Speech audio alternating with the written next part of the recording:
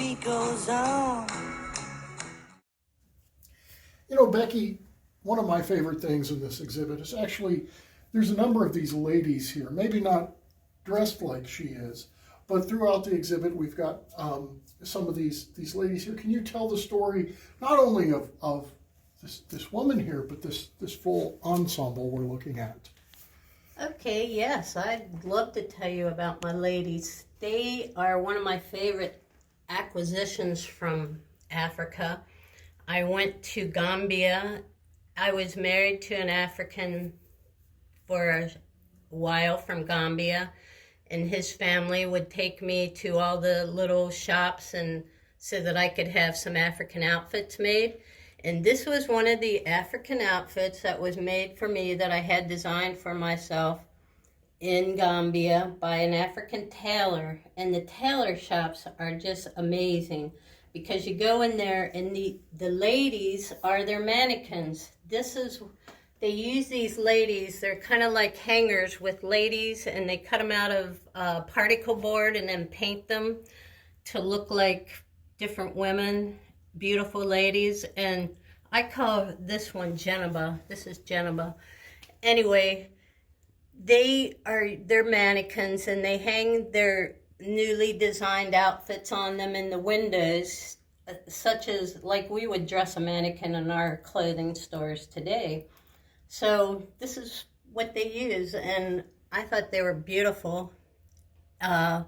Also, Geneva's wearing this beautiful outfit that's made from tie-dyed fabric, or actually shibori dyed fabric from Mali. And the buttons are made in Kenya from bone.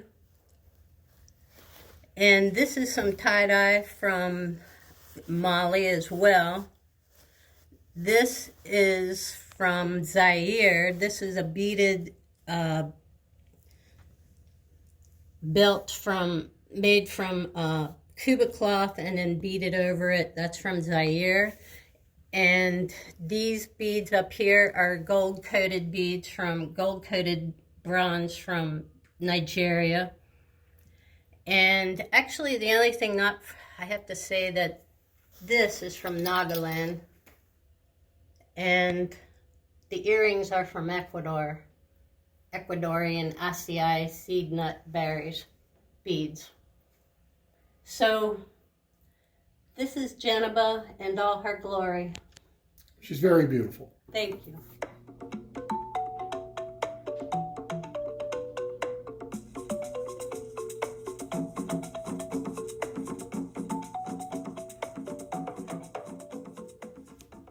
So Becky, there's this case here with more Yoruba crowns, is that correct? Yes, these are the Yoruban crowns. They're actually they are the king crowns or the Oba crowns. The spiritual leaders would wear them of the Yoruban tribe, and mostly in ceremonial type circumstances.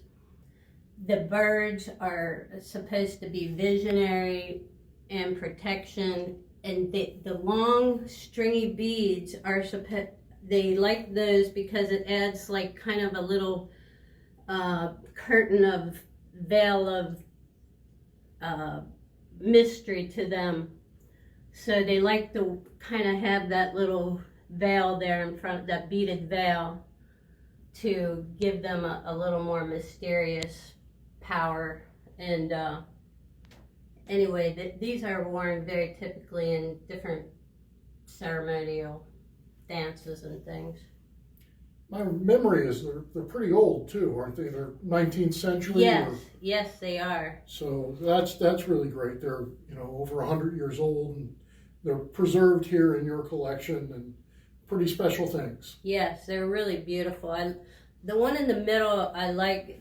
It has the mirrors at top, and this one's clearly like a kind of a protective type crown. The mirrors are supposed to deflect the evil eye, and the bird is like the lookout for the evil eye. So they're very concerned about protecting yourself and your aura from any negative energies coming in on you. And Africans really truly believed that beads were big protection from evil and adversity. All right, here we have another Ethiopian milk jug that was made from gourd, and then they added leather, and they added a base and ornamentation. That's actually they also did some straw weaving around it. So that one's pretty elaborately made. And then below we have some more batik bone beads from Kenya. And this is a maraca, big maraca or gourd instrument that was actually made by one of my customers, Chris Novi, many years ago. And he liked using the African beads and strung them on his gourds and made musical instruments. Then we have some more. Those are Carnelian from Mali. Carnelian agate beads. And those are, then we have some more, those are fish vertebrae beads from the west coast of Gambia.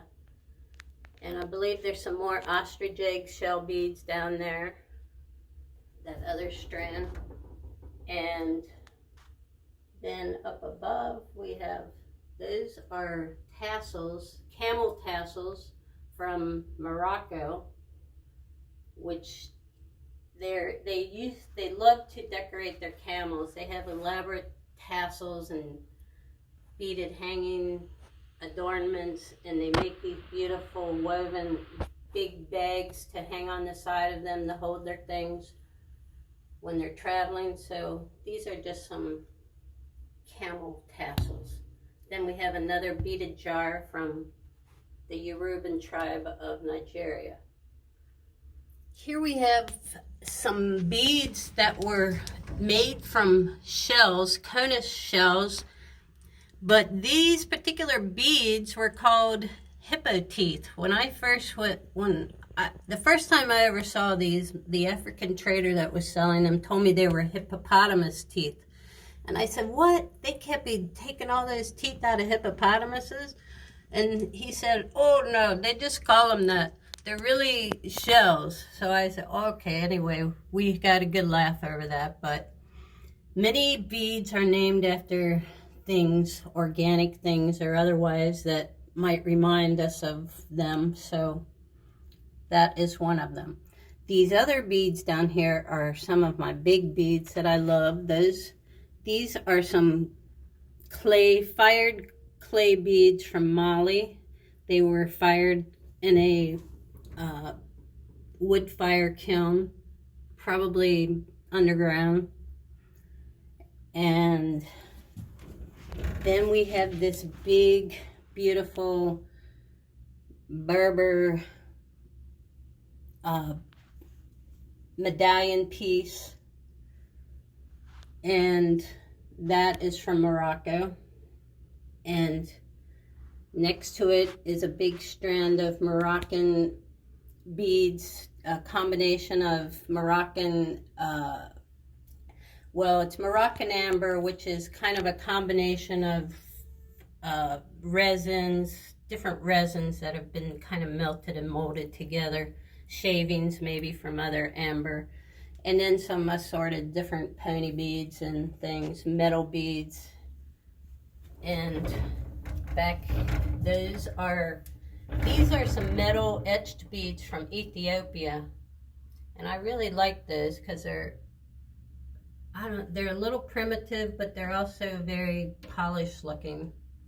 And they're older. I don't think they make those much anymore. I haven't seen them lately in the market. Then in the back we have a necklace made out of inlaid ebony wood from Mali, and some metal beads that are, I think, from Morocco actually. Then we have another big strand of the not embedded, yeah, the metal embedded amber resin combination conglomerates from Morocco. And that's some of and more of my big beads. I love those. They weigh about 50 pounds. They'll break your neck. Those ones, well, yeah, that little vest is like covered with cowrie shells. That's from Nigeria, and it was made to put over like a little child effigy that they would use for like as a memorial type thing for their past children that have died. They kind of create these little effigies for them, and that was on there.